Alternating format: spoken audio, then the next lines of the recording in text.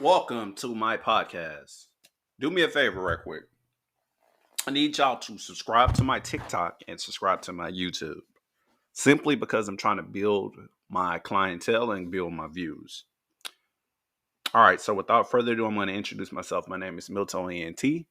This is my third time making this podcast called Milton ENT due to me being on Anchor.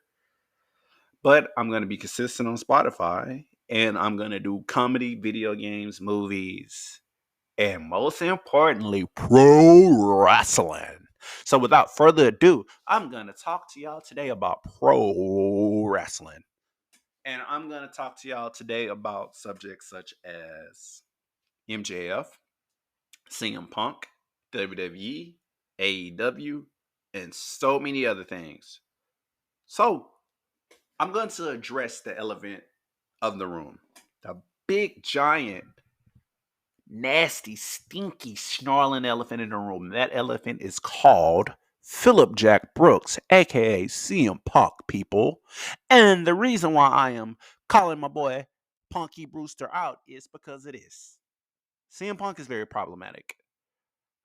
Actually, I am giving y'all an in-depth analysis of my YouTube video I uploaded on YouTube, Milto ENT. So if you want to see a visual of me talking about it, my expressions, my passion about this podcast or a video version of this podcast, mainly about CM Punk and MJF and Christian Cage, please follow me. Anyways, CM Punk is a liability to the company. Any company this man go to, he causes a ruckus. And it's annoying. It's super annoying. Nobody wants to go to work and deal with the perfect dude that does everything right for the guests and for the management and for the company. Then behind closed doors, they're problematic. Then you keep going to a rival company and doing the same thing over and over and over again. So eventually, people are going to get tired of that. But like I said in my YouTube video, Eric Bischoff made a book called Controversy Creates Cash. Look, I pronounced the shit wrong. But at the end of the day, Punk loves drama. Every single person on earth that watches reality TV, television, or anything theatrical like movies and stuff loves drama because drama is captivating, it's fascinating. It gets you on the edge of your seat. It's like, oh no, what they're gonna do next? It's kind of like the chick in a horror movie. I'm not gonna be descriptive, but many people could put two and two together. The chick that always slips and falls down in a horror movie, or the certain characters or group of people that decides to go to the cabin of the woods. It's the same trope, but people steady watches the movies or play video games. So my point is, in relation to CM Punk, people are gonna want to see CM Punk on TV. I said this in my YouTube video. I keep stressing it out because I want y'all to subscribe to that. But whatever. Or subscribe to my podcast. Whatever you want to do. I don't have a gun to you yet, but please subscribe because, I need the views.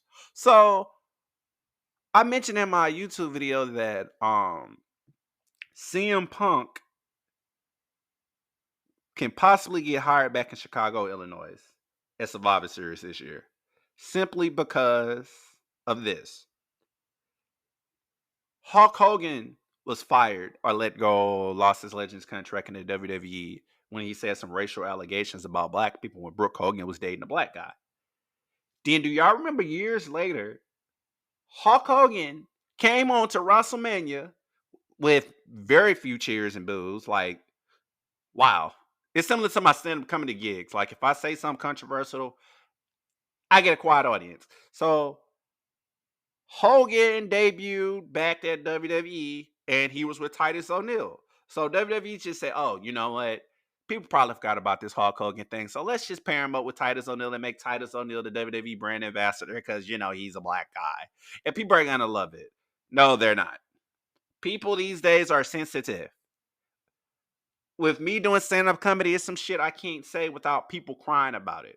People whine and cry and bitch and moan a lot about any and everything. And the IWC, Internet Wrestling Community, for you fellow nerds, they are the biggest crybabies on planet Earth because you can't satisfy them. Even if you have a perfect product that's like a perfect diamond or a perfect piece of gold, just perfection, nothing is wrong, somebody's gonna find something to complain about. So you can't please fans. You can't, and it's annoying. You can't please fans because they don't like anything. That's for any sport. Everybody complains. But I feel like CM Punk is going to return because it's WWE. Just because somebody did something bad, you think WWE cares? No, they don't. I remember I was watching an interview with Theodore Long stating that Ric Flair called him some racist things. This ain't the first time I heard Ric Flair say some racist things to a black wrestler. But Ric Flair is in the Hall of Fame. Ric Flair shows up on TV. Then look at the plane ride from hell. Weeks later, or months later, Flair was on television. In an angle. So, do you think WWE is not going to capitalize on that? Because I can tell you right now that Survivor Series is sold out. That event is sold out. It's sold out. And it's rumors stating that Roman Reigns, I didn't even mention this in my video, but it's rumors stating that Roman Reigns may not even appear at Survivor Series. I don't even know what Survivor Series theme is going to be this year. Is it going to be War Games? Is it going to be traditional SmackDown versus Raw? Because we kind of seen some glimmers of it with Adam Pearce and Nick Aldis saying bring it competition on. It was similar to the days with Theodore Long and Eric Bischoff, or People Power, John Laurinaitis and Theodore Long, or Booker T. And regardless, we know the general manager wore Vicky Guerrero, or Heyman and Stephanie McMahon, this, that, and the fourth. We've had so many GM angles, it's crazy. But I'm a fan of the traditional Survivor Series, so I hope this year they do the traditional Survivor Series and do a War Games match, 1 or 2 War Games match. Well, actually, 1 or 2 War Games match and a traditional Survivor Series match. Mix it up a little bit. Make it a little diverse. But it's WWE. Sometimes creative don't know what they're doing, because I guarantee you this. If I worked in creative for WWE or AEW, oh my God, I will blow the competition off the map. Even if I work for Impact Wrestling, TNA Wrestling, I'll blow it off the map because I'm creative. That's my mindset. I've been writing since I was a kid. I am very passionate about the pro wrestling genre. This is how I want to make my income, so I could be like Chris Van Vliet or JD from New York, which is a very hated wrestling promoter. I mean, not promoter, podcaster, or the greatest wrestling podcaster ever, Jimmy Cornette. And a lot of people don't like Jim Cornette because Jim Cornette is old school and he says it like it is, and people don't like that. And that's the type of comedians I like. I like those old school comedians, black or white, that says what people can't say, and people hate Jim Cornette because they think he's racist or senile. Most old people are racist and senile. We can't change them, but he has a great knowledge of the brand and he knows a lot. I will listen to a Jim Cornette podcast any day over a Eric Bischoff podcast. Eric Bischoff knows the business, but whatever. I listen to a podcast from Paul Heyman because he's the greatest talker in pro wrestling. He's the greatest booker in pro wrestling. He's the GOAT. So people with credibility, I will listen to. I would not listen to somebody like Eric Bischoff. Although, yeah, WCW did occur, and ECW did occur, and Heyman lost that, but people with great experience and professionalism, I will listen to them. Or people with great experience and some cutthroat actions, I listen to them. But I wouldn't listen to somebody that just constantly berates talents and people and disabilities and be a heartless, evil, spineless bully like Eric Bischoff. Okay, I had to let that run out. Nerd moment. But as far as CM Punk, he's going to return to the Survivor Series. He's going to return to Survivor Series. So remember that. He's going to return to Survivor Series. And I'm saying this right now. 2024 is going to be the greatest year ever in wrestling because matches are going to occur. And one match we're going to have when Punk returns is going to be him versus Stone Cold Steve Austin. We have been waiting on this match damn near for a decade or so. Well, fuck it. Damn near for decades. So I cannot wait till we get Punk versus Austin. A good feud between them. It'll be dope. And speaking of Punk, I'm done off the Punk subject, so that's the end of the Punk subject. So stop the video if you don't want to listen to nothing else. But if you want to continue, I'm about to talk next about MJF debuting in WWE in 2024. And the reason being is this. And I'm mad at myself so... Oh, God, I'm mad at myself. I'm mad at myself. I'm so pissed at myself. And the reason why I'm mad at myself is because soon as I saw Tony Khan's lame ass announcement about All in London in 2024, because Tony Khan announcements is just like, you think it's something, but it's something irrelevant. It's like, okay, we knew that Joe was going to do All in London. But I thought it was going to be a women's pay-per-view. We thought it was going to be a television deal. We thought he was going to get rid of Rampage or something, or we thought it was going to be a brand split. We assume things because we're creative wrestling fans. It's kind of like a fan-made movie that could be better than a good movie. Like a movie's franchise, and then somebody makes a fan-made film, and a fan-made film may be better. People are like, fan films suck. But that fan film generated more views and shit. Damn near probably made more money than that shitty movie that was in theaters. That's a different topic for a different day. And I'm going to give a tier list of fan movies and real movies and the sequels and comparisons and see why both are different and unique in its own way. That's just another segment I have in my podcast one day. But fans know the business more than some people that's in the current generation of the state of WWE, AEW, and TNA days, because it'd be a lot of times where people don't know what the hell they're doing.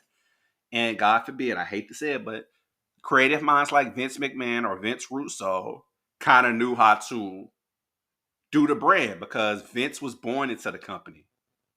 Triple H was somewhat born into the company, but not really. So the moral of the story is, hold on, I have a phone call in the middle of the podcast, and that's so annoying. Anyways, hold on, guys, ladies and gentlemen, because I'm not going to stop my podcast for a telemarketer as doing fraud. Uncut entertainment, everybody, for my podcast. So, yeah, crap. Damn it. I forgot what I was saying. So let's continue. Anyways, MJF, I feel like he's coming to the WWE. Simply because he wasn't in All in London. He wasn't on the poster. And we all know when people on posters, they may appear. Or cards subject to change. You see it in the asterisk. Anyways, the reason is this. The Miz is being groomed to be a face right now. Feuding with Gunther. Now, I don't think Miz is going to win that IC title. But if he do, that's going to be something different. But what if Miz is a face and he's off facing MJF or anything, or they both face each other at a Royal Rumble or Fastlane or whatever pay-per-view? We already know this is going to be a WrestleMania-worthy match because Miz versus MJF. They are both similar. Every company always taking jabs about Miz and MJF being similar to each other. And Miz is a really good person to work with MJF because people hated Miz. I never hated Miz. I always been a Miz fan when he was on SmackDown in 2007. So I was always a fan. I was a fan of him when he had the hat and them ugly ass cargo jorts when he was with John Morrison. So I've always been a Michael Mizanin fan. I've always been a fan. I'm the Miz, I'm awesome. When my hand goes up, your mouth goes shut. I love that shit. Then him feuding with MJF would be good because it's kind of refreshing. It's kind of like Generation Y or Generation X feuding with each other. Like it's current generation versus somebody of the future. We're going to love that. That's going to be awesome. That's going to be refreshing. Then we may also have The Rock versus Roman Reigns, possibly in 2024. It don't have to be for the title. It can be for the lineage of the Anoa'i family or something like that. I can see them two feuding. So that's already a good match. Then we have Jade Cargill versus Charlotte should be coming up soon. I love it. And I tell y'all, the reason why I feel like MJF is going to debut is simply the same reason why we assumed Jade was going to debut and she debuted. And I like how they're doing Jade's debut. This is the first time ever in history of wrestling that I recall of my 32 years of living where a talent is a big name talent from a rival company is signed, but y'all keep teasing us and teasing us. And when she debuts, he or she debuts, we're not gonna know when. But when they debut, they're gonna be ready because Jade Cargill needs training. I was a mixed fan because it's like, yo, this chick is good and all, but she's strong. She needs training. That's anything. Everybody needs training. I'm a server and a bartender. Some shit I need training on. I'm a comedian. There's some shit I need to learn. Like my comedy flaws is I need to slow down. That's things I need to do, but I'm super excited, but I need to slow down. Everybody needs training. And once you train and become great, oh my God, you can go from this person to that person within months, years, or days. And I love it. I heard Triple H saying something about at the last media scrum for Fastlane or whatever pay-per-view that occurred recently. I forgot. But when Jay Uso and Cody Rhodes won the title, he was saying something about how they was drunk and lit, turned up. But Triple H also said something that resonated with me and made me think. It's been people training for months and they're doing better than people that's been training for years. He said something in the lines of that. I don't remember the quote. But that right there states that Triple H knows some people need to work and some people can click and some people can't click. And I think what Tony Khan did is he just pushed Jade. He pushed Jade, and I noticed he pushed Jade during the time where Big Swole and everybody else was saying AEW is racist. Or times when we didn't have Scorpio Sky or Black Talent being pushed on AEW. Now we have people like Swerve Scott being pushed to the moon. Hopefully. So, with that being said, yeah, I like that. I like that Triple H said that because he knows people need to train to become great. And some people it take time. Some people it take days. Some people are born with it. Some people are not born with it. But regardless, when Jay debuts, it's going to be good. It's similar to Brandy Rhodes. I'm a fan of her. So not many people say that, but I'm a fan of Brandy Rhodes. But if Brandy trained more and more and more and more, she probably wouldn't be rusted in her first debut match in TNA or her debut match in AEW. She needs to train. You need to be under a great trainer. It's similar to Dragon Ball Z. I'm a huge DBZ fan. Let somebody like Piccolo or Goku or Vegeta train you. Don't let somebody like Yamcha train you. Or Krillin. He's alright. But let somebody that's a GOAT train you. Look at MJF. I forgot who he was trained by. Let me Google it right quick. But I know Triple H was trained by Killer Kowalski. I know MJF, he's trained by, hold up. Let me go to Google Chrome right quick because this is an uncut entertainment. Google Chrome also is good to use. It's the best browser to use. I don't know why I'm promoting Google Chrome, but yeah. All right, so let's see who trained MJF. Brian Myers and Pat Buck. I don't know much about them.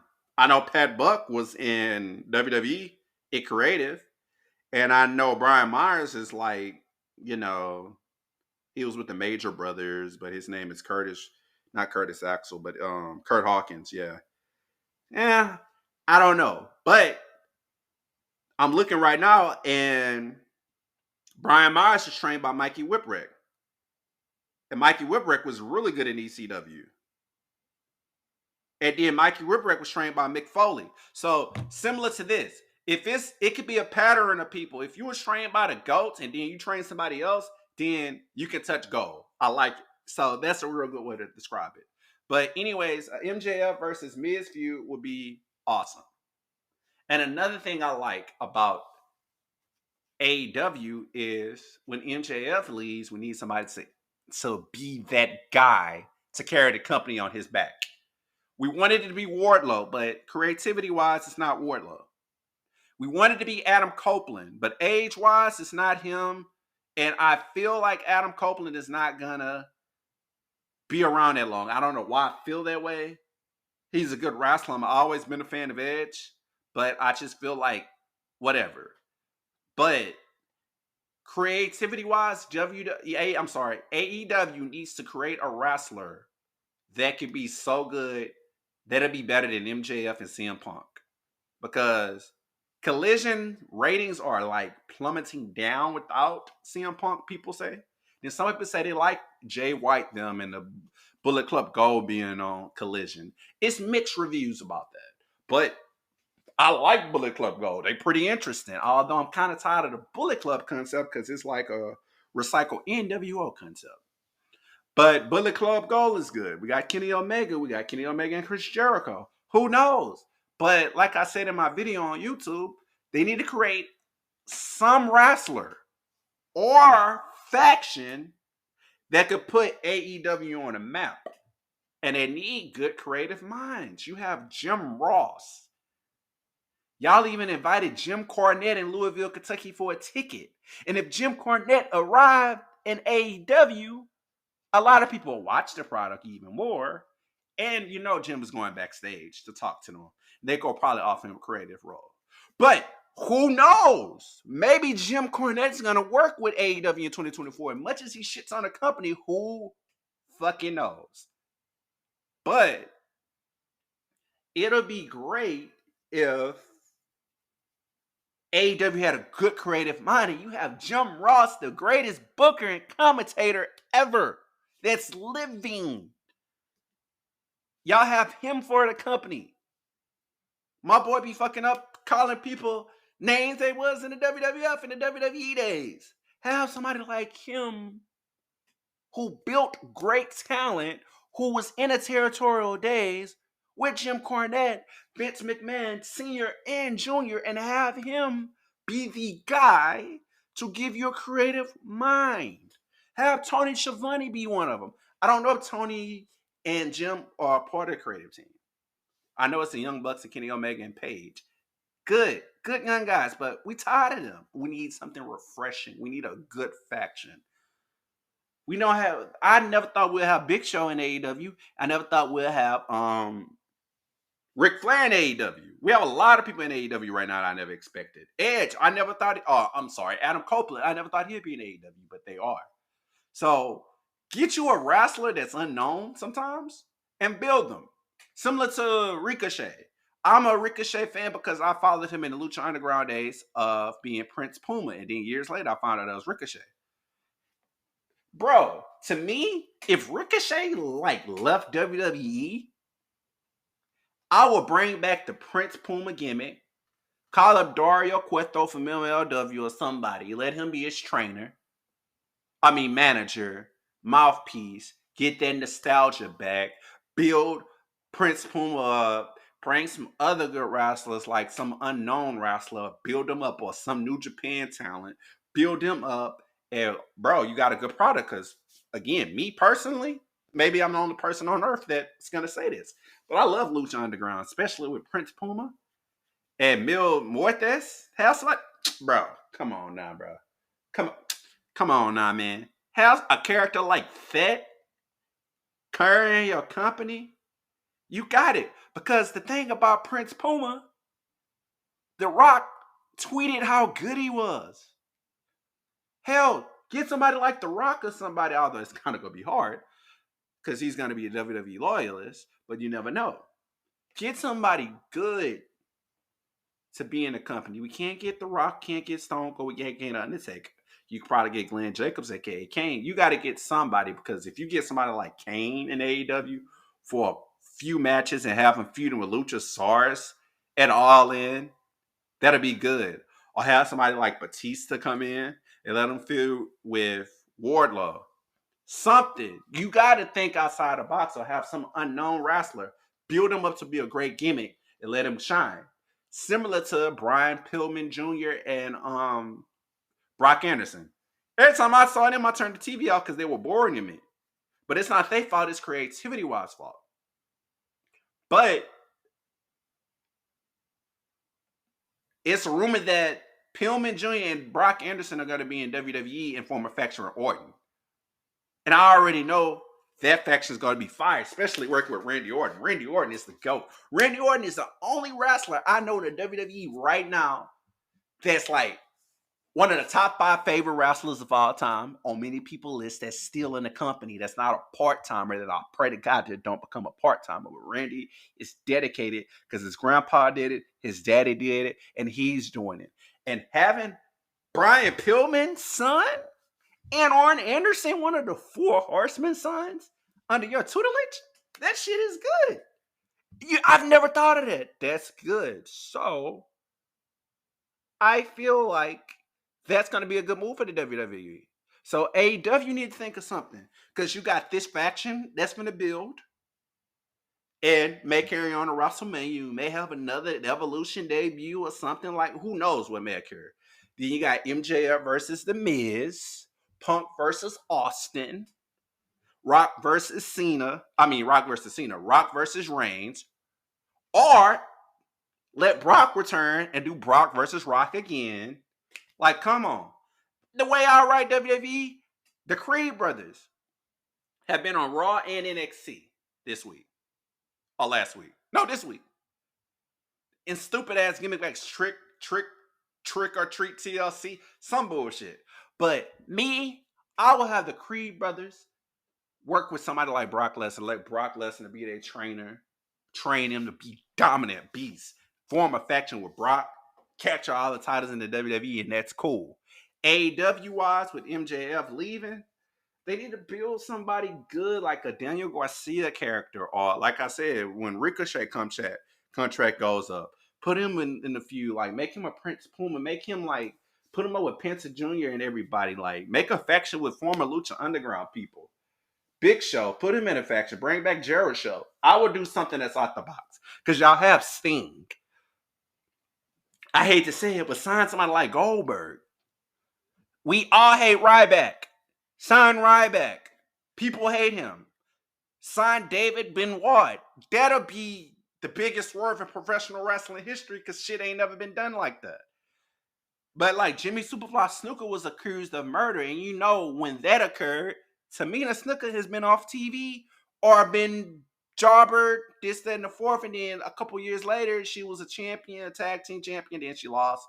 Then it was a video where The Rock bought her a house or a car, Get somebody like David Benoit to join AEW, a guy that every wrestling company in planet Earth is scared of because of crybaby ass fans.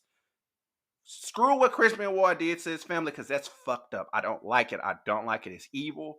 I don't like it. But debut David Benoit. He don't have to be a Benoit, but debut him, train him up, put him in AEW. Do something different. Do some shit ballsy that'll make people want to watch the product. I guarantee if they do that, they're going to have eyes on them more than the WWE because Chris Benoit was on the local news, the national news, and the world news. So, yeah. So, subscribe to my channel on YouTube. My TikTok is MJ Does Comedy 713. My YouTube is Milto ENT. Same handle as this. And have a great day.